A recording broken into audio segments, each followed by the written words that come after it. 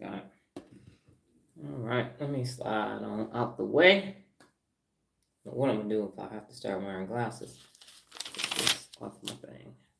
Okay, welcome. As always, let's get prepared. We're gonna do 3 deep breaths. I'm gonna count you in descending order. What we're doing is regulating the limbic system, especially the left and right amygdala, because they could potentially panic and shut down your prefrontal cortex so you won't learn what you need to learn today. So we're just going to calm them down with 3 deep breaths. We're also giving notifications to the remaining brain regions to let them know, get ready, because we're going to be working out today and learning. On the count of three, well, two, three, two, one, you're going to inhale and exhale, inhale and exhale, inhale and exhale. 3, 2, 1.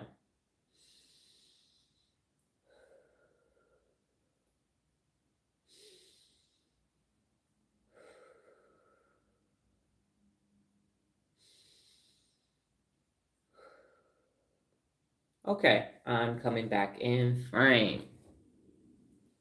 Good morning, ladies and gentlemen. It is me. I am Dr. Donna Louise Thomas-Rodgers, daughter of Leslie Darnell Thomas, granddaughter of Arthur Jethro Elam II, and great-granddaughter of Levi Thomas.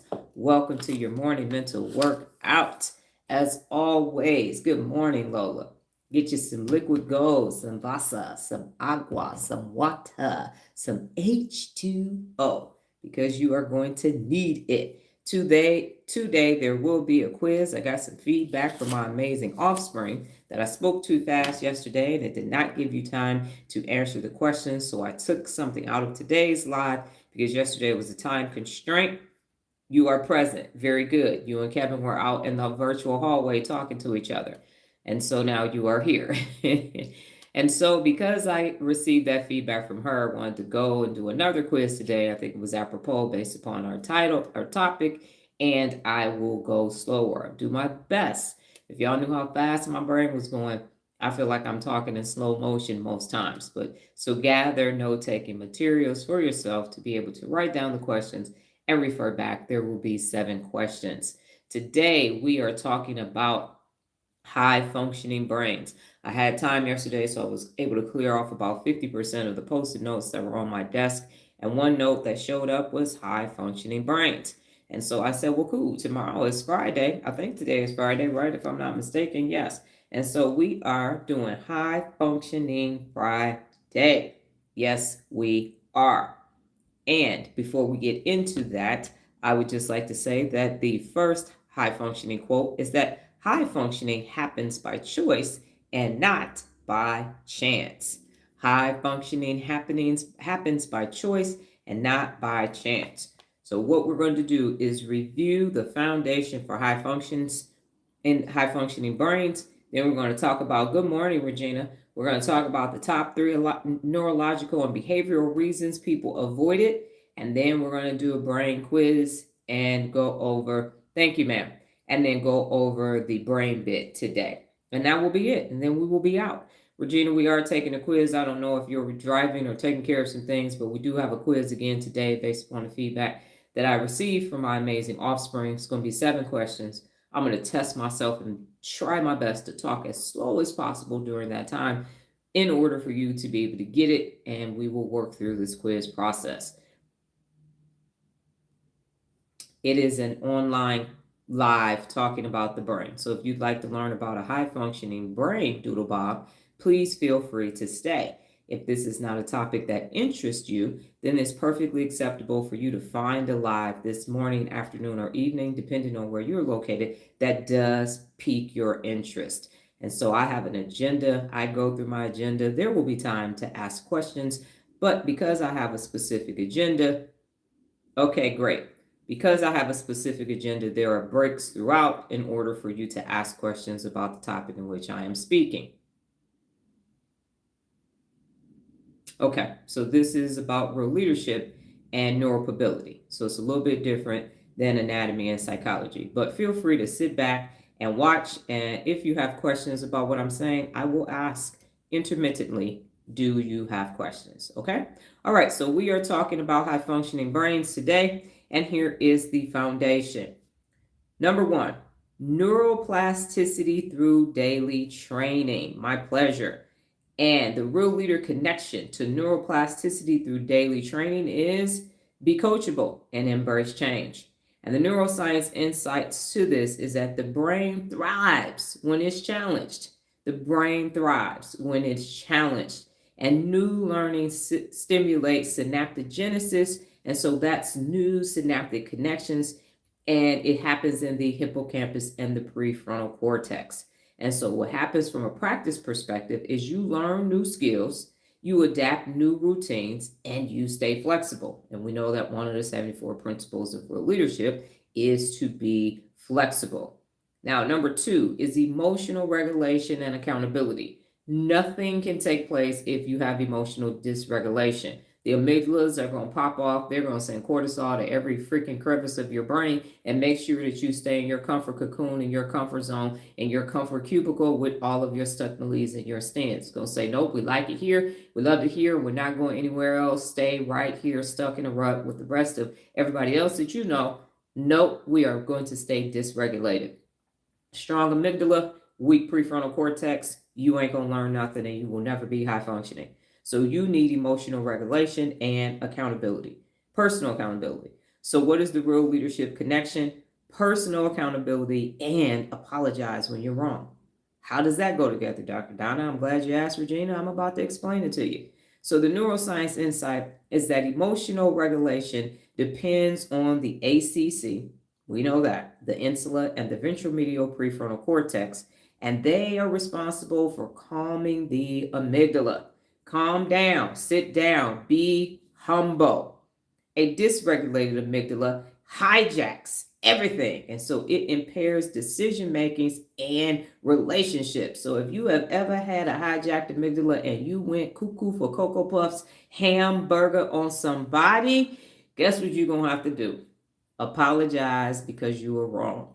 And when you do that, when you say, I'm sorry, I'm wrong, my bad, I did not mean to hurt your feelings, my amygdala is hijacked, and I understand what I did was wrong. Please forgive me. You are actually going to regulate the amygdala, put the amygdala in its own personal timeout and say, see, I told you, left amygdala, shut the hell up. I told you, right amygdala, quit popping off at everybody. You will begin to regulate it. And that apology sends notification back to the prefrontal cortex.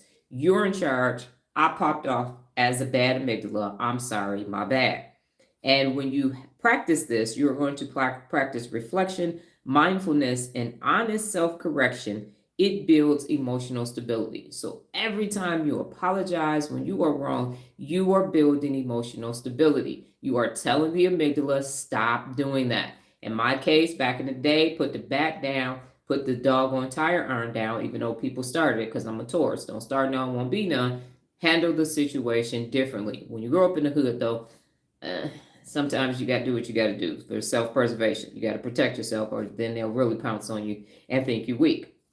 But the point is, in order for you to have emotional regulation, download a breathing app. I keep saying it. If you haven't downloaded a breathing app, you need to download a breathing app, and you need to breathe every day when nothing is going on. So you are strengthening your brain. So when something goes on, the right and left amygdala don't say, hold up, PFC, we got this. Move out the way, move out the way. About to do this. Not executive function. No, we're not about to have inhibition control. We're about to be in control. We're about to say some shit, do some shit that's going to mess up everything. Yep, move out the way. No, that's what the breathing app is for. That's what meditation is for. That's what apologizing is for. That's why when you're in your default mode network, you are doing what you need to do to strengthen the prefrontal cortex. So emotional regulation and personal accountability are needed for a high functioning brain. Personal accountability and apologizing when you're wrong keeps the amygdalas left and right in check. Number 3 is the executive function and clear decision making. So real leadership connection is this: inspect what you expect and delegate. Those are both principles of real leadership. Inspect what you expect and delegate. Now, the neuroscience insight for this is that the dorsolateral prefrontal cortex handles planning, prioritization, and working memory. And when it's strengthened, it allows leaders to make rational, forward-thinking choices, grow continually. I don't know why YouTube decided to do this. It is such a distraction.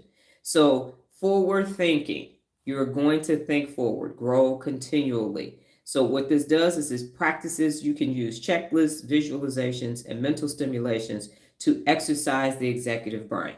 What you want is that working memory to continue to work. As we know, by the age of 35, you don't get your frontal lobe completed until 25. And by 35, your working memory is tired and it's focusing on retirement. And by 65, it's like, yeah, I'm good. I don't really want to do nothing. Neural pathways, mathways. I'm not doing that. So what you have to do is strengthen the executive function of your brain. Cognitive flexibility, working memory, and inhibition control. You need to continuously go to the hippocampus bank of neurons, make daily withdrawals of neurons so that you can continue to challenge yourself so that your working memory is consistently working until the day after you're no longer here. So again, in executive functions and clear decision making, inspect what you expect. We know that's one of the 74 principles of real leadership. If you want it done and you want it done to the highest level, you have to inspect it. And delegation, as we found out last week, is when everybody's brain is working at a high level, then you have this neuropathic network of everybody using their 86 billion neurons and connecting and making those synaptic connections. So you have this neuropathic loop of nothing but strong-minded, high-functioning brain people around you. And that is how you get it done. Number 4 is energy and brain-body integration. So the real leadership connection to high-functioning brains is real leaders train daily. That's what this morning mental workout is for every single day. I am at day 671 of going live every single day, and I've been live on YouTube since January 19, 2025. And so you train daily. Now, why do you do this? I'm glad you asked, Nola. Because physical movements boost your BDNF. And I hate saying this out. I think somebody should just named it better. Brain-derived neurotrophic factor. Just doesn't even make sense. Nobody was like, yeah, so I'm going to do my brain-derived neurotrophic factor or what? No, should have been a different name. That's why everybody just says BDNF. But oxygen, what it does is it oxygenates the brain. It enhances neuroplasticity. And sleep consolidates the memory in the hippocampus. And nutrition regulates the glucose and neurotransmitters like dopamine and serotonin. So what do you do to make sure that you have energy and brain-body integration so that you can have a high-functioning brain? Regular workouts, hydration, rest, proper rest, and balanced nutrition, which is why I say this is still a workout, and this is why you still need to hydrate during the mental workout. Because you're like, I'm just sitting here listening to you taking notes, Dr. Donna, and your brain is doing a whole lot. We know how many regions it takes just to blink. So you can just imagine all of the synaptic connections it takes to listen, process, write, understand, and use what I'm saying. So again, in order for you to have a high functioning brain, when it comes to energy and brain body integration, regular workouts, proper rest, hydration, and balanced nutrition. And no, soda, coffee, alcohol are not hydration, okay? Water, alkaline water, flat water, okay? The brain is 75% water, so it wants water to rehydrate, okay? It does not want some Hennessy and Coke, okay? It does not want some Jack Daniels. It does not want some cognac of different sorts. It does not want moonshine. It doesn't want a bunch of mocha latte, choconoca mochas. It wants water, okay? I had a neurosurgeon say the first thing that you need to do in the morning. I follow him on TikTok. I'm no screen time now. But he says even him, drink water first. Then he said he likes coffee, but hydration first, water first, and then you can add whatever you want to the day. All things in moderation, nothing in excess. You don't need no damn 8 cups of coffee, 3 energy drinks, and some doggone dip. Back in the day, the soldiers used to have dip in their mouth. I tried it once. It was a mess. So water first. Water. When in doubt, drink water. Next, number 5 is resilience and adaptability. So yes, in order for you to have a high functioning brain, you are going to need resilience and adaptability. And the real leader connection is, for those of you who were present, molehills to mountains and embrace uncertainty. And we just did uncertainty bias yesterday. And also embrace change is one of the 74 principles of real leadership. So in order for you to have resilience and adaptability, don't make mountains out of molehills, embrace uncertainty, and embrace change. Now, the neuroscience behind this is that stress adaptation involves the HPA axis. And the HPA axis is the hypothalamic pituitary adrenal axis. And this regulates the body's response to stress, primarily by, wait for it, controlling the release of cortisol from the adrenal glands. So you can be resilient and you can be adaptable if your HPA axis is not in a line with your prefrontal cortex amygdala loop. Because if it's not, amygdala is sending cortisol. The adrenal glands are like, bam, through the hypothalamic pituitary adrenal axis is going to send it, going to hit the hippocampus up and send it right on to the prefrontal cortex. And that is what's going to make you not resilient and not adaptable in a fixed mindset. So building resilience rewires circuits so it challenges and it strengthens instead of break you.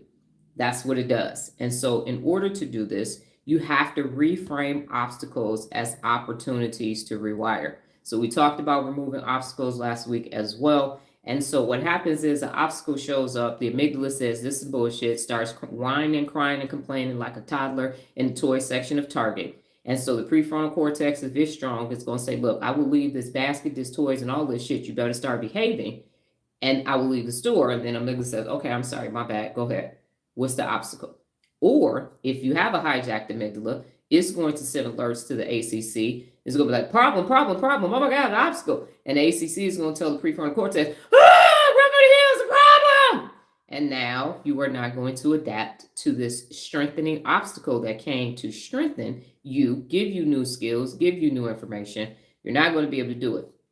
So emotional regulation, again, I go back to the breathing app. I'll go back again to what you're doing in your default mode network time. When you by yourself and you just start mind wandering and not really thinking that that time is important, you will not be resilient and you will not be able to be adaptable, which means you will not have a high functioning brain unless you keep the loop between the prefrontal cortex and the amygdala strong, where the prefrontal cortex is in charge. And so in order to do that, every time an obstacle or some change or something that throws you off your square shows up, you have to rewire and reframe that situation. If you look at it for it at face value, the amygdala is going to win. And don't let the amygdala win. Number 6, this is relational and social intelligence. And so the real leader connection is learn to say we, as that is one of the 74 principles of real leadership. And the neuroscience behind this is that the posterior STS, the insula, and the mirror neuron system activate empathy, trust, and social bonding. And so a strong social circuit boosts overall cognitive health. And how you do this is through active listening, empathy, and fair collaboration. Now, what I would like to say in this moment, because the unaccountables are very good at keeping you stuck at Maslow's hierarchy of needs, level 3. You got to have social bonding. You have to be surrounded by family and friends.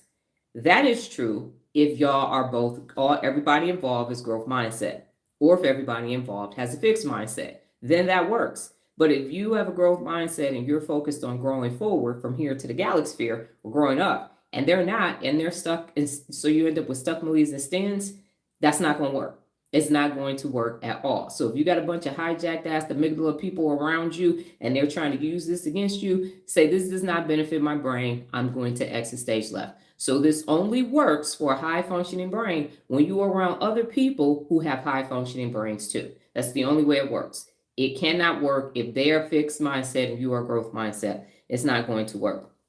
So in summary, a high functioning brain is not born. We are not born with a high functioning brain. We are hardwired for negativity bias. So it's not something that you're born. You're like, see, I'm high functioning brain on my daddy's side. Yeah, Oh yeah, all the Thomases are high functioning. Now those Lomans, I don't know about them, but the Thomases, they high functioning as hell. Look at all them geniuses on the family photo. No, that's not how that works at all. It's not. So you're not born with it. You were not born this way. Your brain was not born and wired that way. It's through daily training. It is the only way. And I have said that there is no brain 101 in elementary school. Regina was an elementary school teacher. That's not part of the core curriculum, especially now with this Common Core shit they teaching. You don't see it in middle school, high school, and unless you go into some type of psychiatry, psychology, psychiatry, or neuroscience, you don't talk about it then. You get a little bit of it in biology, maybe a little bit of it in some other science class, but that's it. But no one is saying, yes, so now let's access your high functioning regions of your brain. It's not happening.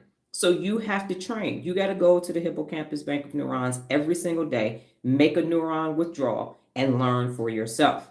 So, from a real leader perspective, this is what it requires for you to have a high functioning brain. Coachability. That means that that you will experience neuroplasticity. We know provide coaching and be coachable are two of the principles of real leadership. Accountability. That's emotional regulation. You are being personally unaccountable if you have a hijacked amygdala and you just run around do whatever the hell you want to do with no consequences or repercussions for your actions at all. You will never have a high functioning brain. Structure. The executive function is the CEO of the brain. That's working memory, cognitive flexibility, and inhibition control. Let them do their job. Next is discipline and health, energy and body integration. If you do not take care of your body, your brain is not going to take care of you. If you decide you're not going to hydrate, you're going to eat a bunch of wrong shit, you're not going to sleep correctly, and you're going to use the caffeine and the Ambien loop instead of the adenosine loop, which is natural hormones released in the body for you to wake up or go to sleep, then your brain health is going to be no bueno. Number 5 is resilience. So stress adaptation. When an obstacle shows up, when change shows up, when you have a regulated emotional center, you are going to be able to handle all those obstacles. You're going to say, obstacle, cool, hold up. I got to go to the hippocampus bank of neurons. I'll be right back. Grab you some new neurons and go ahead and work through those obstacles.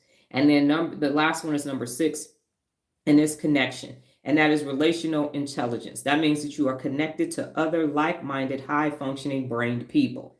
Otherwise, it ain't going to work. If it's just you, then all of the unaccountable people in your life are going to drain the shit out of you, and you are no longer going to have a high-functioning brain, and they just going to be over there chilling, using all your neural pathways for them to be regular as shit. So, simply put, train your brain like real leaders train leadership. Consistently, intentionally, and with accountability. Now, what questions do you have about what you need to do to have a high functioning brain? This workout is to get mentally stronger. It is not to prevent anything. We are over here being bad mofos. So we focus on best, which is operating at optimal brain level. There are enough people focusing on damaged brains. I'm the after. When your brain is functioning, how do you become high functioning?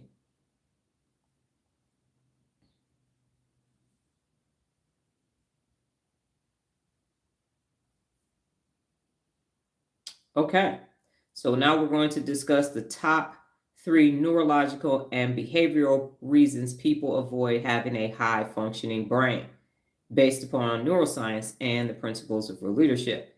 So number 1, winner, chicken dinner, cognitive laziness.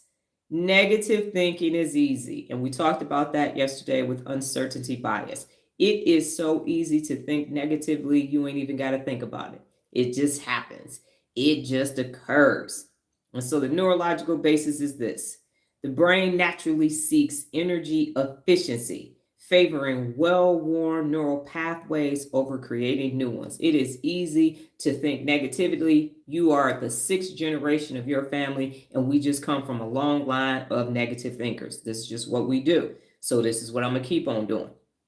The basal ganglia drives habit loops and resists the change. What you trying to change for? Ain't nothing wrong with that. That's just how we operate. That's just the way it's been. Why you trying to change something? Why you trying to be over there thinking and stuff? Like you making this way harder than it has to be. Chill out already. And then the default mode network prefers familiarity and automatic thinking. Because when you are by yourself, it can just keep letting your mind wander, and the left amygdala can keep ruminating over shit you have no intention of solving. And so you just stay right there stuck in a rut. Why are you trying to complicate stuff? Just be in this life that you was given. You can't change the hand that you was given. This is what you was born into. This is the family, the caste system, the ethnicity, the gender, and all that. Why are you trying to change all that? Just be right here. Now, the real leadership insight is this. Avoiding cognitive training means avoiding accountability. Because guess what gets to happen if you stay in that negativity bias loop? You don't have to be personally accountable. And that's why people keep feeding it. You get to keep saying they, and now you don't have to do anything because they're not doing it. So you don't have to do it. And so real leaders know when you train for mental discipline daily, you're going to be good. But most people prefer the shortcuts because they like comfort and excuses. Comfort and excuses. The amygdala is like, we good. Basal ganglia is like, hey, don't change shit. We over here chilling. Why are you over here trying to disrupt something, Dr. Donna? And so the behavior looks like this. People avoid learning new things. They avoid challenges and they have mental discomfort, but they're okay with it. And so they keep repeating outdated patterns that feel easy. I moved away from Detroit and divorce brought me back and I left and I said, listen, I will move to Mars before I come back and live in this motherfucker again. You got me twisted. People doing the same, exact same thing. I got people I know, they didn't move to the suburbs and they still got a 313 area code on their cell phone because they got to let everybody know they still down for the D. Insane in the membrane. And so what you have to understand is that if you're going to be high functioning, you cannot be around them because they are seeking comfort and they're going to make excuses and they're going to take shortcuts. The whole word that I hate now is hacks. What's the brain hack for this? What's the brain hack for that? What's the brain hack? It's not one. Get your ass up every day and learn how to be magnificent. That's the hack. That's what you can do. You can be extraordinary or you can be gone away from me. Number 2 is emotional avoidance. And so this is fear of discomfort. The last thing an unaccountable person wants to do is be uncomfortable. They don't even want to be, I got to get a new couch. I've been sitting on this couch for 5 years. This thing ain't even comfortable no more. We got to go to the IKEA or we got to go to the furniture store, RC Willie or whomever, our van, and we got to get us a new couch. And you know, they got them love sacks and the love sacks got them big old, they got the extra deep and extra wide. So we really could the whole family could just stretch out and watch TV. So last thing they're going to do is be uncomfortable. And the neurological basis for this is this. The amygdala detects uncertainty of failure as a threat or failure as a threat. And then here come the ACC and the insula again, and they're signaling emotional pain from self-reflection or correction. No, I'm not going to go within and fix me first. I ain't nothing wrong with me. I am the shit. I ain't nothing wrong with me at all. I'm not going and find out nothing. Let's leave that stuff in the past. Just leave it in the past. So emotional discomfort activates the threat circuitry and it leads to avoidance. Why are you still bringing that up? That happened in 1972. Here you go, bring that stuff up again. But the real leader insight is this. High functioning brains require emotional regulation. So if you haven't fixed you first, how are you going to be high functioning? And this means facing your flaws, making repairs, and regulating the ego. That's what it means. It means telling it all, tell the truth, and set yourself free from everybody else's. You are as sick as your secrets is what they tell us in 12-step programs. You walking around keeping all that stuff inside, and now you can't do anything grand because you're trying to make sure your whole image is preserved. And people avoid this because it demands being vulnerable, being honest, and growing. Y'all done seen me on lives as I grow through all of these doggone processes and process these things that have happened in the past. I am recently dealing with all of those amazing experiences that I had in the United States Army for 5.5 years. So what does it do? People start ignoring feedback. They avoid introspection or apologies. Ain't going to apologize for shit, knowing they was wrong. And they refuse to change harmful emotional patterns. And then number 3, the lack of personal accountability. It ain't my fault. It ain't my fault. So the neurological basis is this. The ventromedial prefrontal cortex is key to moral reasoning and self-assessment. The one thing that an unaccountable person is not going to do is self-assess for real, for real. They might be like, I look good back then and I still look good. I just got a bunch of curves right now. I'm telling you, I might not have my hair and everything, but hey, I still got it. I still got it. They are not about to assess the truth. It is not my fault. It's not my fault. It was my parents' fault. It was my siblings' fault. It was the job's fault, but it is not my fault. And so without exercising this region of the brain, the ventromedial prefrontal cortex, the brain defaults to external blame. External blame. Scroll through social media. Watch the news. Everybody is doing this. Everybody is doing this until it's time, because unaccountable people do credit and blame. If it went well, I did it. If it went bad, they did it.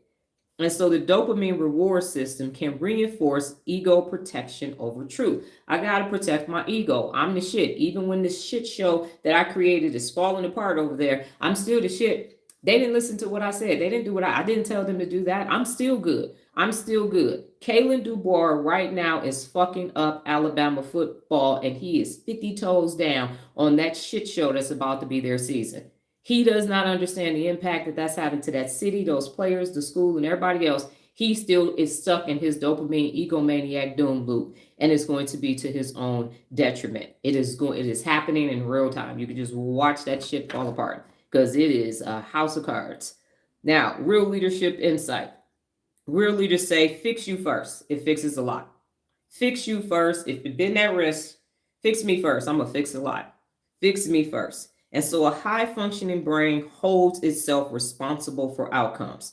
But most people avoid this because it's uncomfortable and inconvenient. It is uncomfortable to get up there and say, I'm not qualified for this job. I should have never took this job. And I need to go back to a smaller school. Not going to happen. Not going to happen. A whole bunch of people are going to be harmed behind this egomaniac, but it's not going to happen because 10 toes down, I'm not about to admit that I did anything wrong. I am good. No, you got that person in your family. Life is falling apart and they still sitting somewhere talking about somebody else. So the behavior is blaming others for outcomes, avoiding difficult decisions or leadership roles, and refusing to grow from failure. Refusing to look at the same mistake that they keep making every year, year after year, decade after decade, and say, man, maybe I should do something different. It's not going to happen. And so summary from Dr. Donna is this.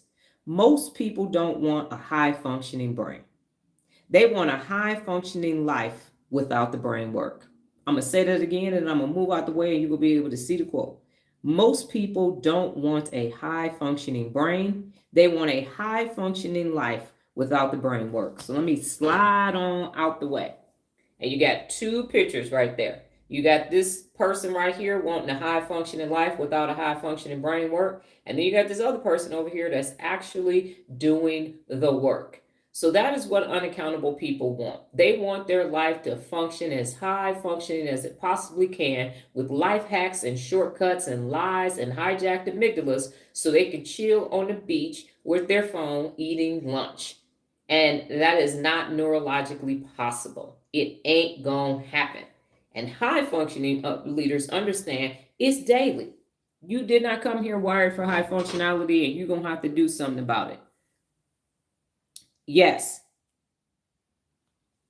Jessica, breathing helps to calm the amygdala and the limbic system. The limbic system is your nervous system, and it consists of the hypothalamus, the thalamus, the hippocampus, and the amygdala. So the breathing regulates it so you will not release cortisol at the wrong time from the adrenal glands, and that's coming from your HPA axis.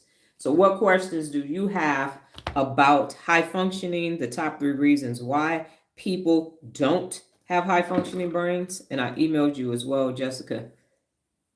So what questions do you have? Is it clear or not? Because you're getting ready to take a quiz. So gather some note-taking materials. If it's possible for you to do that, I'm going to do my best to go slow so that you can get this information. I'm going to talk at a pace that I feel is extremely slow so you can get it. There are 7 questions today. And today, you're going, so I'm going to give you the question, read the answers. I'm going to do that twice. And then you're going to write your answer down. And I'm going to tell you the scaling point system for the letters when you pick the letter. So I will tell you how to add it up after the fact. I don't want to inundate you with too much because you can't see the questions. Okay. So you're going to find out how high functioning your brain is. And I just found out how hot that coffee is. Okay. Roger that. And this is my Aunt Liz. I think I told y'all that my Aunt Liz was the choir director, and she had a flask. And she called it her nip. And she'd be writing songs and everything else for choir rehearsal at home and say, "Hand me my nip." Planning funerals and everything. Drinking out her flask. Oh, rest in peace, Aunt Liz. Okay. Let's use my great aunt, my grandmother's sister. All right. So how high functioning is your brain? You're going to answer each question honestly and choose the option that best describes your typical behavior. So your typical behavior to these 7 questions. So let me start with question number 1. When faced with a new challenge, which of the following do you do? A, I avoid it. It's too overwhelming. B, I wait to see if someone else solves it first. C, I try it, but I get frustrated quickly. And D, I lean in, reflect, and adapt as I go. So when faced with a new challenge, A, I avoid it, too overwhelming. B, I want to see if someone else solves it first. C, I try it, but I get frustrated quickly. And D, I lean in, reflect, and adapt as I go. So you are going to select the answer that applies to your typical behavior. Question number 2. When someone gives me feedback I don't like, A, I get defensive or shut down. B, I try to justify my actions. C, I listen but don't apply it. And D, I reflect, adjust, and grow from it. So question 2 again. When someone gives me feedback I don't like, A, I get defensive or shut down. B, I try to justify my actions. C, I listen but don't apply it. And D, I reflect, adjust, and grow from it. Again, you are picking the answer that applies to you most often. Question 3. How often do you challenge your brain with new learning? A, rarely or never. B, only when required for work or school. C, occasionally when I'm motivated. And D, daily. What was one more time? What's A? Okay, I'm going to go back over it a second time. Let me finish for the other people, Nola. Daily. I love training my brain. So question 3. How often do you challenge? Okay, give me a moment, Nola. Let me finish 3. Number 3. How often do you challenge your brain with new learning? So pay attention to number 3 right now. I will go back to number 2 so that I'm not repeating number 3 for a third time. Number 3. How often do you challenge your brain with new learning? A, rarely or never. B, only when required for school or work. C, occasionally when I'm motivated. And D, daily. I love training my brain. Now, question number 2 is when someone gives me feedback I don't like. A is I get defensive or shut down. That's for number 2 for A. So confirm that you have the answer, Nola, for question 2 and question 3.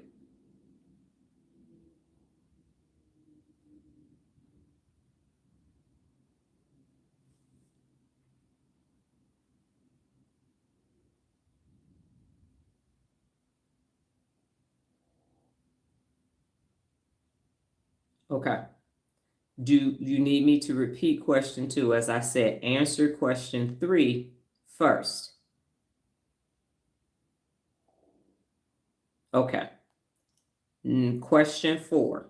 Pay attention. to what I'm saying, Nola. Do not get distracted. Question 4. When you feel emotionally triggered, A, I act without thinking. B, I avoid the situation. C, I vent to someone. D, I regulate and reflect before reacting. Question number 4.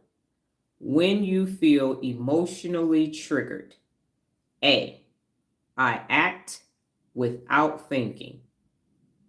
B, I avoid the situation. C, I vent to someone. D, I regulate and reflect before reacting.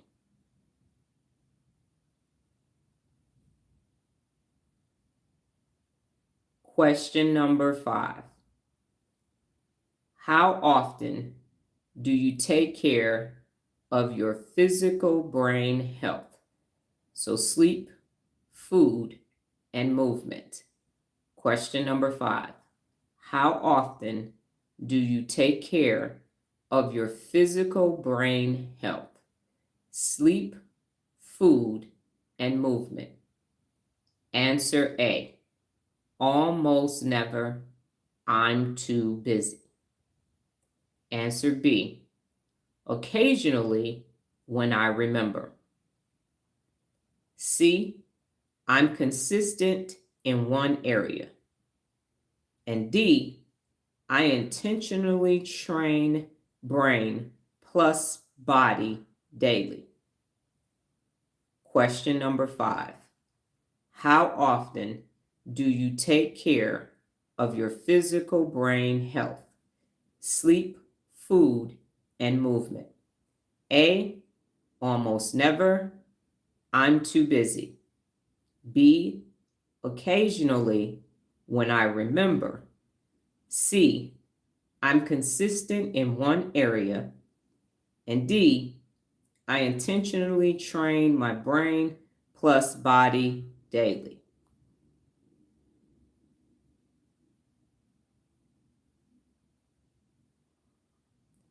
Question number 6.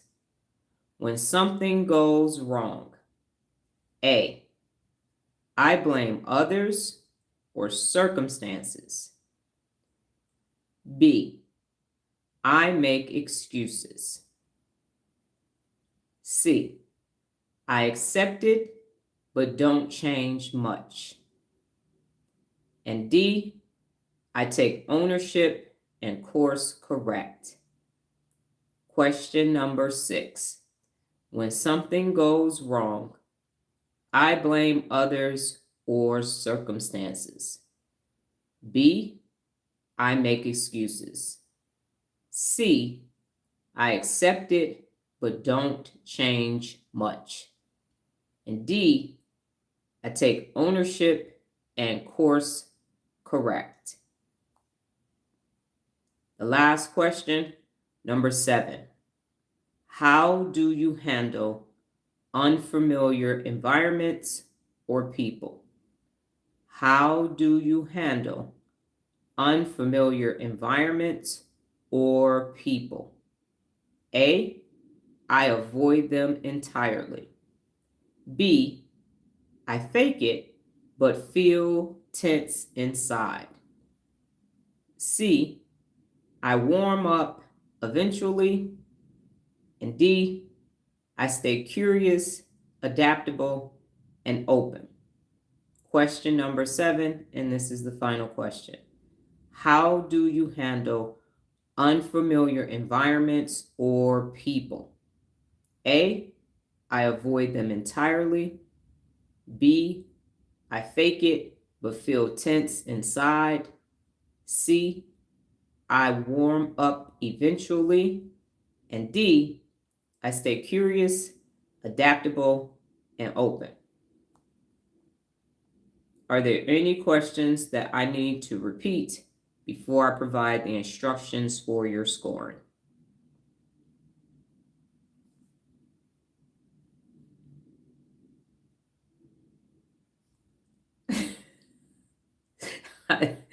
I love you, Nola. Yes. So the answers to question number 3. How often do you challenge your brain with new learning? A, rarely or never. A, rarely or never. B, only when required for work or school. C, occasionally when I'm motivated. And D, daily. I love training my brain. So those answers for question 3 again are rarely or never. B, only when required for work or school. C, occasionally when I'm motivated. And D, daily. I love training my brain. Please let me know if I have provided you with what you need, Nola. Kevin, question number 6. When something goes wrong, A, I blame others or circumstances. B, I make excuses. C, I accept it but don't change much. And D, I take ownership and course correct. Question number 6. When something goes wrong, I blame others or circumstances. B, I make excuses. C, I accept it but don't change much. Or D, I take ownership and course correct. Does anyone else need me to repeat any of the 7 questions? Because we all need to be present for the scoring.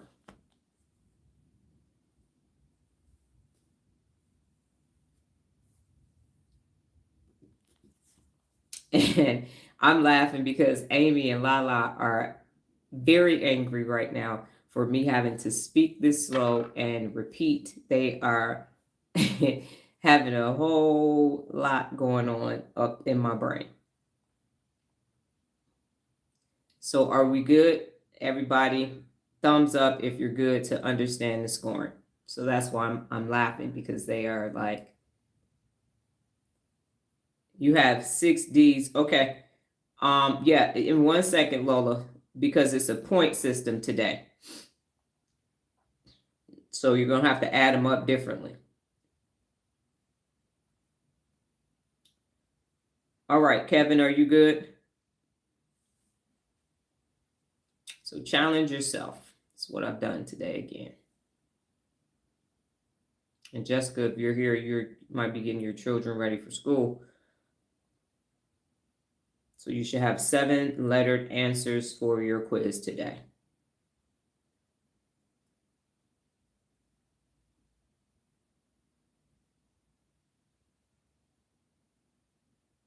Okay, so here is the scoring. For every A that you have is 1 point. Every A that you have is 1 point. For every B that you have is 2 points. For every C that you have is 3 points. And for every D that you have is 4 points. So every A answer, 1 point. Every B answer is 2 points. Every C answer is 3 points. And every D answer is 4 points. So you're going to equate the number to the letter. A is 1, B is 2, C is 3, and 4 is D. And then you're going to add those numbers up. And so there was a total of 7 to 28 points. And Lola has said she has 27. So you will end up with 1 to 28 points. Well, 7. You can't end up with 1. And you can either put your number or you can give me a thumbs up and tell me that you have calculated your results so I can tell you what those points mean.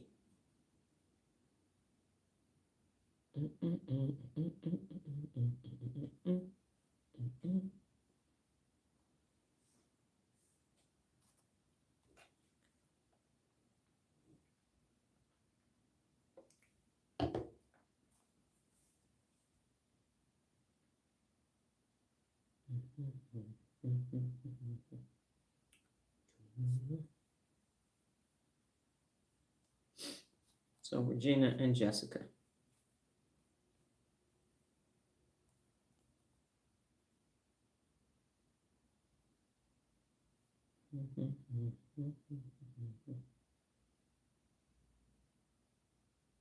Jessica's there. And just waiting on Regina.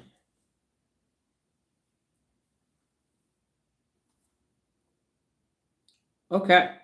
So no one had 7 to 12 points, but here's what happens.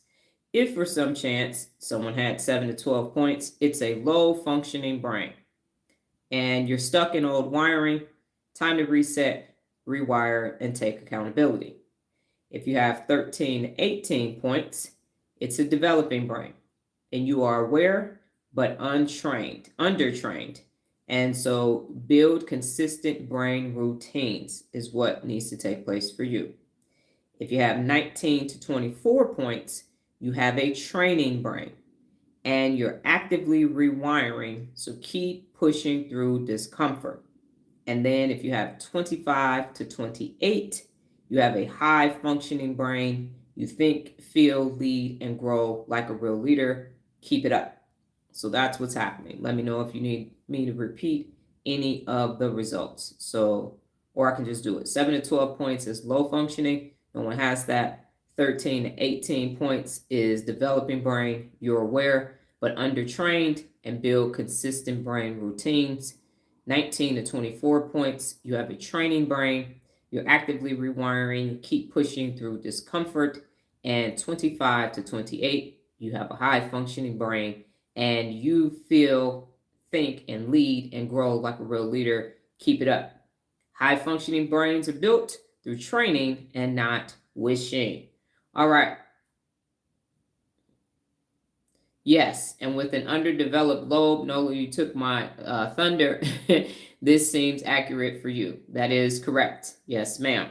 All right, so before we get into the real leader brain, not the real leader brain, the brain bit, how do you feel having gone through the information for a high functioning brain and taking the high functioning brain quiz? How do you feel?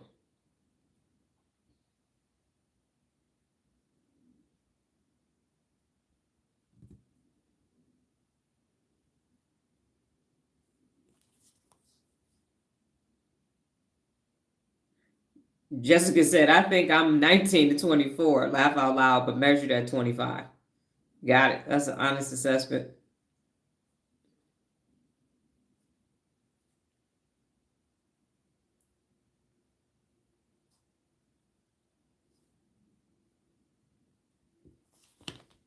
Okay.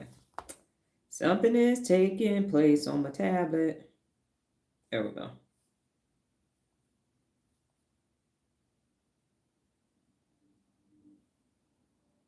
No, that's the wrong one. There we go. Noah, frustrated because listening is my worst learning category. I am a visual learner, so I hate these quizzes because I can't see them. Yes, ma'am. That's what I actually thought. That's part of the reason why I was laughing because I'm like, and this is why you have to start listening because if you could see it. So I did what you said. I took your feedback, and Kevin said feels awesome. And I spoke slower and everything. And so the fact that you could recognize that that's what was taking place shows that you are having a developed brain. Yes. And Jessica said, I hear you, Nola, but you are learning a new skill. Yes, it's hard. That listening has always been her challenge, which is why she is, now that she's done with her other challenges, going to incorporate it into her real leader resources that she's just doing now. Regina said, I like knowing that the results are accurate reflection. It feels good. So the challenge again is for me, how do I, because if we were on Snapchat, I could just make the slides and then just put them and you can see the question and then I can move it. You can see the question, I can move it and you can see the question.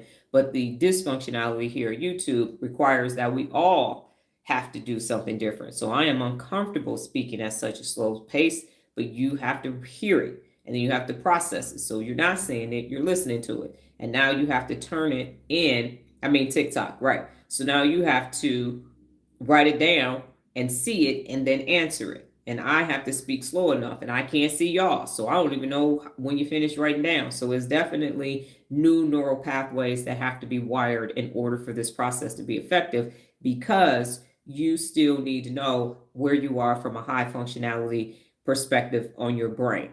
So we're all experiencing something new, because talking that slow was driving me freaking bonkers. Yes, man, 8 don't like social media, and I'm learning Instagram. Yes, you don't. And we all have to do it. Lola, for you, Jessica, was not doing anything that we are doing right now. She came on the lives in January and listened, and that's where she was. And now she is tallying up scores, exercising, still building houses and everything else, and ain't missing a beat. And she is a boomer. Hopefully that's okay that I said that, Lola, about your age. And she is cooking on all cylinders. And so that's what this is about. You just got to go to the hippocampus bank of neurons and grab some new neurons. The working memory ain't working as much, Jessica, because you're past 35 as well. And so it has already started depleting. And if you have a bunch of other things happening, you can't go to the bank. Back in the days, like, look, I got to go to the bank. I got to put some money in the bank. Now you can do everything digitally, but back in the day, we had to literally go stand in the line, deposit the checks. And when I was in basic training, we got paid in cash in the gym. That's how long ago I was. Whoo, that sound old. Anyway, so it is a learning process. This morning, I had to learn how to speak slow, and didn't want to do that. Nola needs to learn how to listen and process, and everybody else had to assess what was taking place, and it's just how it goes. It's brutal. Fell asleep 4 times. We got to get some flashcards.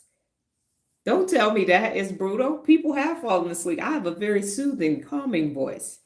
Everybody could fall asleep if I put my pimp voice on. Y'all all be mesmerized by the smooth sound of Dr. Donna. No, we're not getting flashcards. You're going to learn how to listen slow, and you're going to stay awake, Mr. Hook. You got to stay awake, because that's the other thing. This is why people, I know.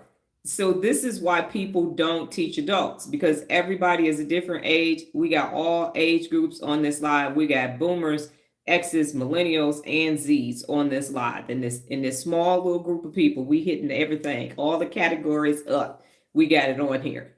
And so that's the reason why people haven't addressed the brain for the mass population of people, because of how everybody's brain is wired. But when you start talking to people in your communities, you're going to find out that people's brains are wired differently. And even though you have somebody that presents as high functioning, you're going to start talking to them and realize they're just presenting their high functionality in this one area. And then you're going to find out how smart people aren't. I did not find out how not smart people were until I went into the Army, and people started writing me letters. And my friend Erica, her mother wrote me a letter. I was like, how is this woman got a government job at the post office? Did she pass the test? How could she even do it? And she was like, I know you're going to say something about my handwriting, but I need to write you this letter and everything else. So when you start creating this whole brain experience, you really are going to see where the neuropathic gaps are into other people. And so this environment is actually one of the most high functioning learning environments online. It really is. Because everybody wakes up saying, I'm going to learn something today. And then everybody's like, okay, well, that might be your neurological deficiency, but here's my neurological deficiency. All I got to do is do PEMDAS. And the people that hate story problems, your neural pathway that needs to be strengthened is going to be for that. So it's amazing. And I understand why the group neuroscientists, psychologists, and psychiatrists have steered clear, because this is hard as hell. It is hard to teach adults, especially over the age of 25, because they are already hardwired into everything. And now you're undoing everything. You're saying no. And you got to have the patience of Job to get this done, especially when you can't see people. That's why they pick a niche. And they say, if you want to learn how to read in 6 minutes, come over here. But that might not be your issue. You might need PEMDAS. You might need to be able to stand up to people and set a boundary. You might need to quiet your amygdala. Nobody is touching emotional regulation at the level to strengthen your prefrontal cortex. They're just saying, just woosah, just breathe. But they're not telling you why you need to do it. so that you can strengthen your prefrontal cortex so that it can run your brain instead of the amygdala, because they have hijacked amygdalas. So people living in glass houses can't throw stones. So they're not willing to work to create more neural pathways for themselves. That's why I'm closing this gap right now. So while it may be a little bit painful for us to do things, we have to remember from whence we came in January, where it was trolls on trolls on trolls. I had the regular brain background and everything else. And so it's progress, not perfection. And so we have to, everybody back in the day, if you watched the episode of Little House on the Prairie, you had every kid in one classroom. And the teacher had to teach the kindergartners and the people in high school all at the same time in them old ass raggedy wood desks that I had in my high school. So that's the process, Kevin. So I understand it. I understand my voice can put you to sleep, but you can just use that as a time to stay focused. So you can wire your pathways to your prefrontal cortex to say, it's time for me to stay focused. It's time for me to stay focused, because the objective is for everybody to be able to learn in order to be high functioning.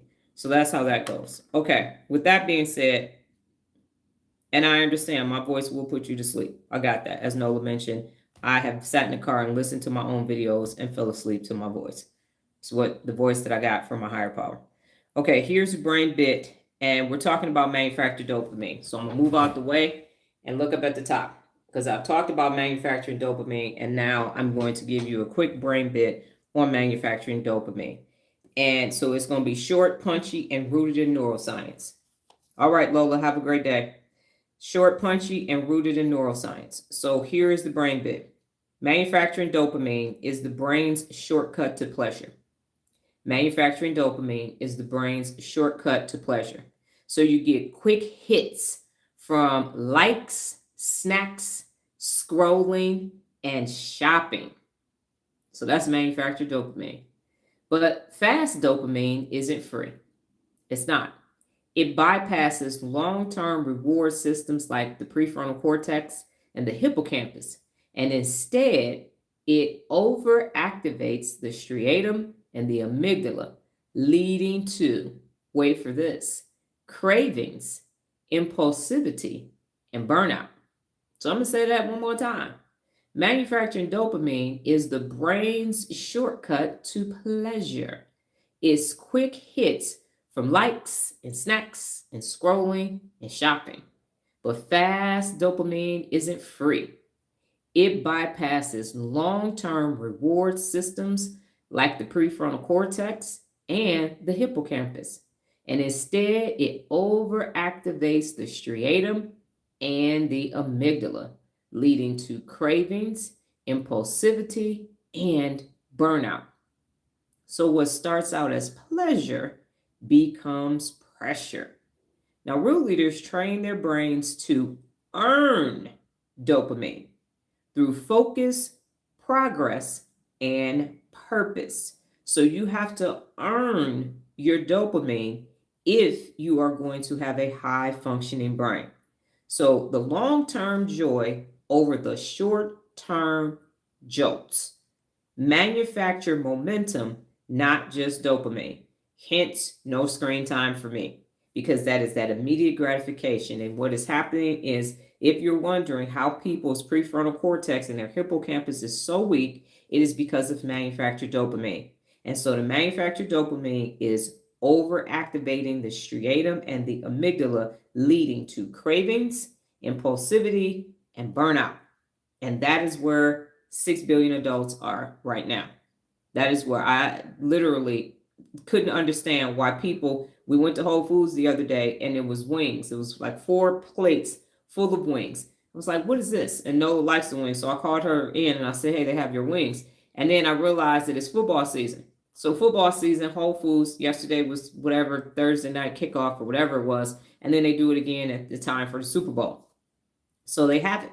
So everybody's getting wings. We went to the soul food place yesterday. Couldn't figure out why we stood in line. Thought it was plenty of fish. Next thing you know, by the time we get up there, they're out of fish. The person went on break. We had to wait. It was a missing communication. And then we got home and realized it was Thursday football kickoff.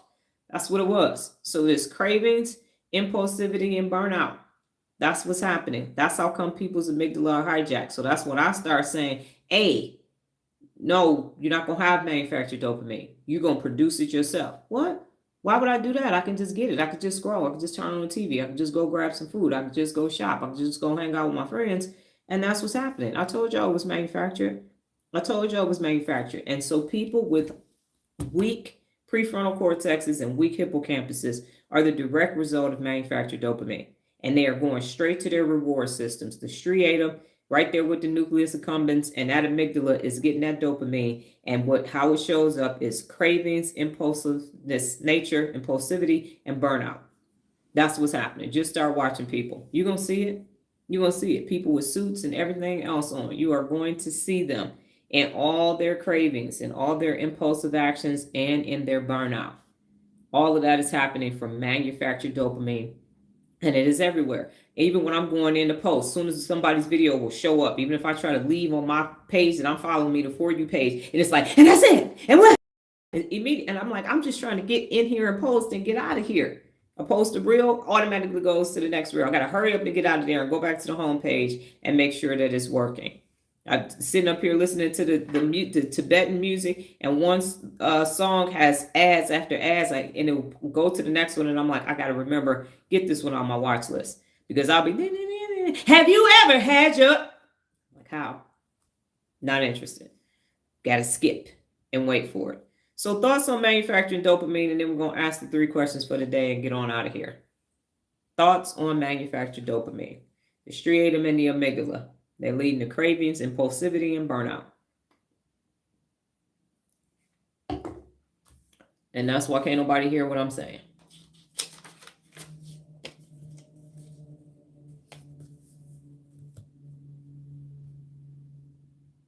And remember, if you're thinking ...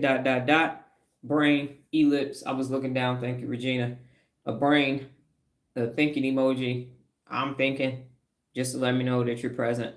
I haven't put you to sleep.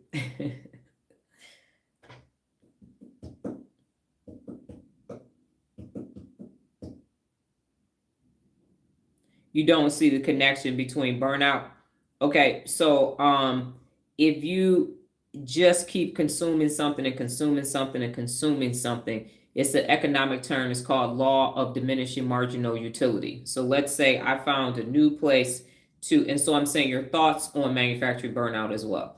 So what do you think about it? Because I've been mentioning it and now I'll give you the definition. So I just found a place, Sorry Not Sorry, that has oat milk, vegan strawberry shortcake ice cream. And so I've had it twice since we found out about it. But imagine so I can eat it, if I'm eating it every day. Ooh, I love it. It's cravings. I want some of that Sorry Not Sorry. Ooh, that Sorry Not Sorry is so good. Sorry Not Sorry is so good. I'm going to reach a point where I peak and I love the Sorry Not Sorry and it tastes good. And then diminishing marginal utility says anything after that, it doesn't taste the same anymore. And even if I eat more and more and more and more of it, I burnt out my taste buds for it.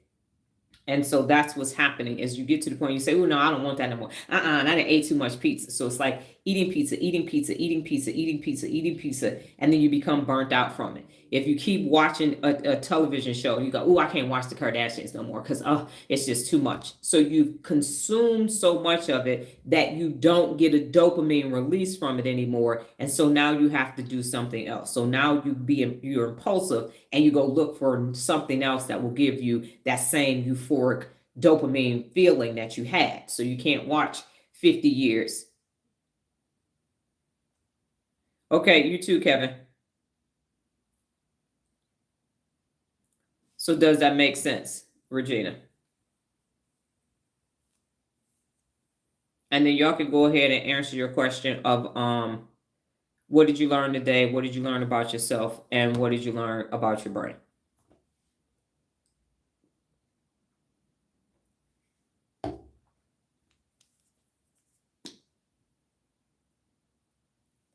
So what did you learn today? What did you learn about yourself? And what did you learn about your brain? Oh, conversation. I apologize. About your brain yesterday.